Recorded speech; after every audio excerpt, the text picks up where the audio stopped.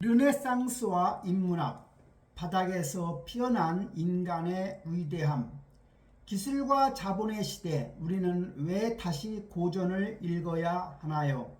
위기 시대를 돌파하는 인문학적 성찰과 실천의 궤적입니다. 바닥을 경험한 자만이 정상에 오른다고 하지요. 정상의 맹점은 스카이대학 학생들을 비롯한 현대인들은 오직 정상에 도달하기만을 원하며 바닥의 경험을 주저합니다. 하지만 우리는 때로는 절망의 골짜기에 들어갈 때도 있지요. 바로 바닥의 시간입니다. 500명의 학생에게 던진 화두, 모든 위대한 성취 이면에는 반드시 깊은 추락과 단절의 시간이 존재한다는 겁니다.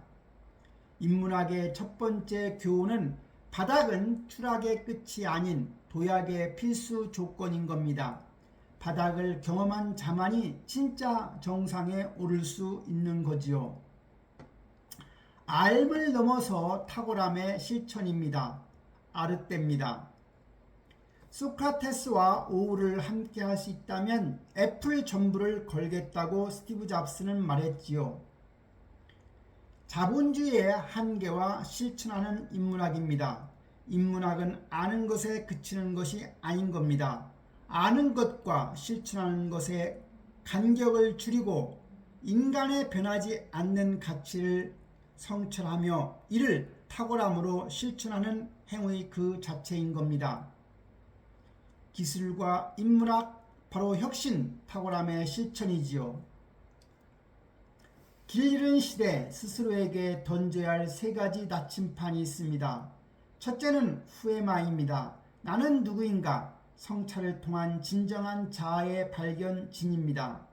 두 번째는 how to live, 어떻게 살 것인가입니다. 합리적 사고와 도덕적 판단, 개인을 넘어선 공동체의 의식입니다. 바로 착할 선이지요. how to die, 어떻게 죽을 것인가? 창조적인 삶과 우아한 죽음을 말합니다. 즉 아름다울 네가 되겠습니다. 개인을 넘어 공동체로 사회를 지탱하는 4개의 기둥이 있다고 합니다. 인간 사이의 지속 가능성을 위해서는 첫째, 지혜가 있어야지요. 특히 지혜는 통치자에게 필요한 겁니다. 지혜라는 것은 알지 못하는 것을 아는 채 하지 않는 게 바로 지혜입니다. 두 번째, 용기입니다. 용기가 필요한 층은 바로 수호자입니다. 역경 속에서 이성을 잃지 않고 충심을 지키는 불굴의 정신이라 할 수 있지요. 세 번째는 절제입니다. 시민에게 필요한 거지요. 적절함을 유지해서 도덕적 선을 이루는 것을 말합니다. 네 번째는 정의입니다. 각자에게 할당된 몫을 지키게 하는 것이 바로 정의입니다. 하지만 그리스 시대의 정의라 함은 각 개인이 타고난 재능을 최대한 발휘해서 공동체의 선에 기여하는 것이 바로 정의로 보았습니다.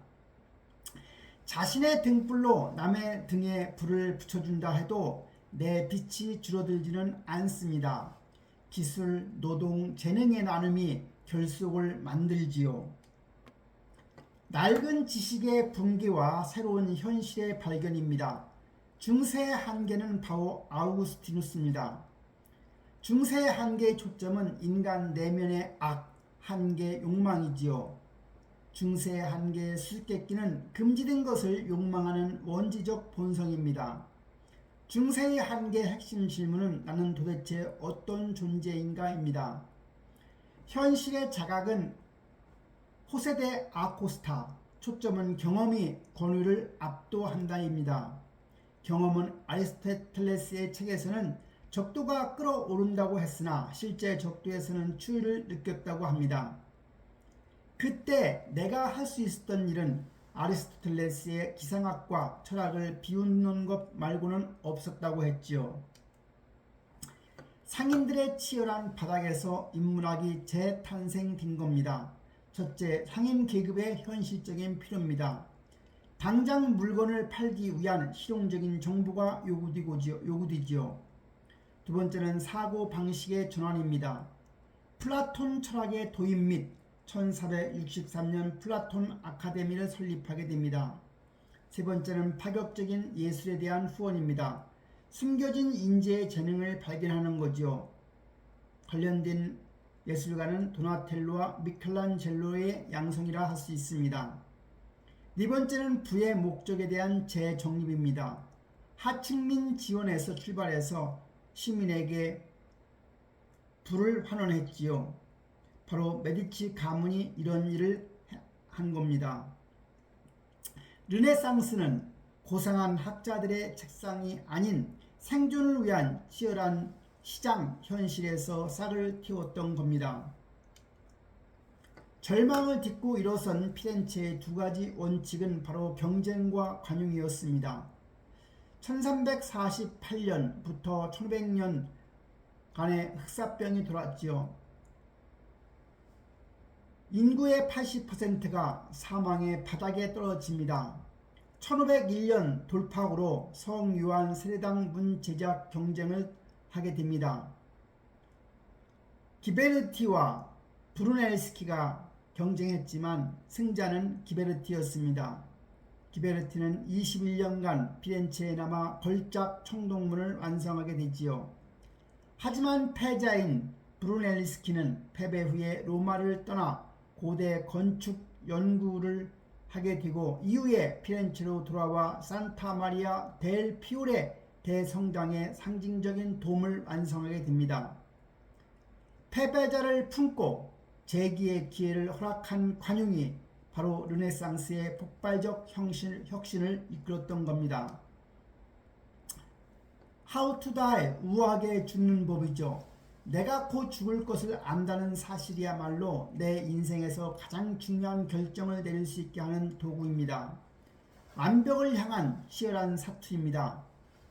타인과의 경쟁을 넘어 오직 미래의 나 자신과의 피를 말리는 경쟁의 바로 메멘토리 모리의 실천이지요.